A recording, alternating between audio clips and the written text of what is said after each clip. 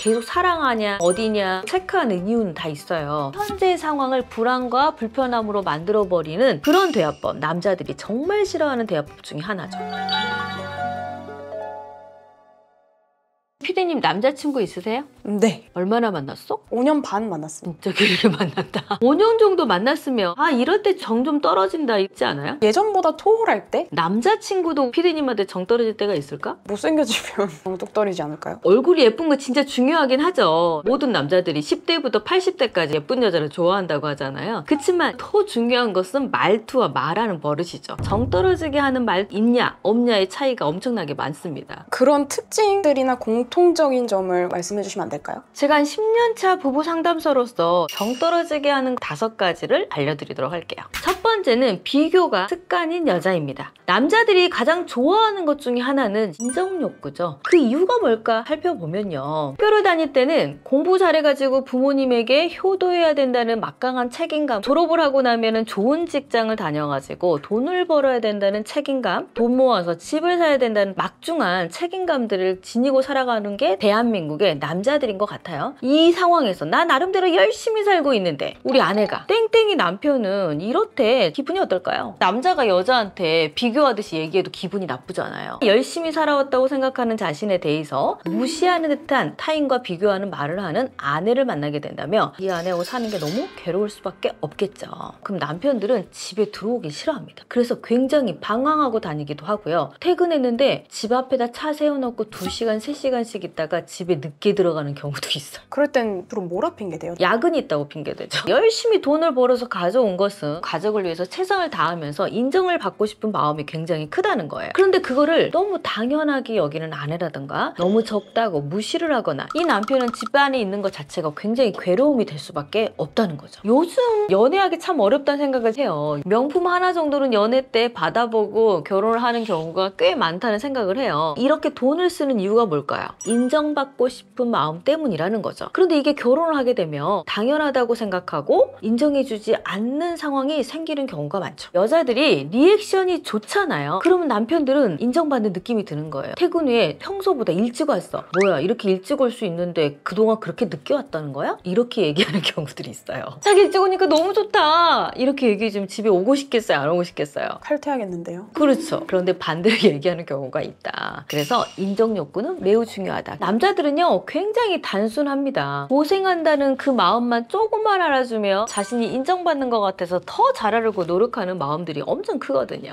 지금 이 영상을 보시는 분들은 당신이 최고다. 내가 다 봐도 당신만한 사람이 없어. 이런 얘기 한마디 해주세요. 지금 뭐 갈등을 하고 있거나 감정이 좋지 않아서 얼굴 보고 말하기 좀 어렵다. 속으로라도 얘기해 주시면 매우 기분이 좋을 거예요. 손 내밀었는데 반응이 시큰둥하면 어떡해요? 괜찮습니다. 내가 좋아서 해야지. 또 반응이 없다고 해서 노력하면 뭐하니? 너는 똑같아. 이렇게 생각하지 마세요. 평소에 하지 않았던 여러분의 표현 때문에 좀 어색하고 당황스럽고 생각이 많은 상태일 거예요. 하지만 속으로는 기분이 나쁘지 않습니다. 요걸 몇 번만 더 하잖아요. 나도 고마워. 나도 당신이 좋아. 슬쩍 다가오기 시작할 거예요. 두 번째는 자기 이야기만 계속하는 여자입니다. 하소연 정말 많이 하는 사람들 있잖아요. 내 남편의 흉을 모든 식구들에게 계속 하소연하는 사람들이 있어요. 자기 중심적 내 생각과 기준으로 흉을 보는 아내들이 있어요. 이런 사람들은 특징이 있어요. 하루도 빠짐없이 본인 얘기를 누군가에게 해야만 하는 사람들입니다. 정해놓은 주제를 계속 얘기하면서 자기 얘기만 주구장창합니다. 자신의 관심 분야만 얘기하고 타인의 얘기를 귀 기울여 들으려고 하지 않죠. 같은 얘기를 무한 반복하면서 비슷한 주제로 얘기를 하는 또 이들의 특성은요. 내 남편이 지금 들을 준비가 되어 있는지 현재 마음 상태가 어떤지 전혀 상관을 하지 않고 내 기분과 감정에 취해서 계속 자기 얘기를 해요.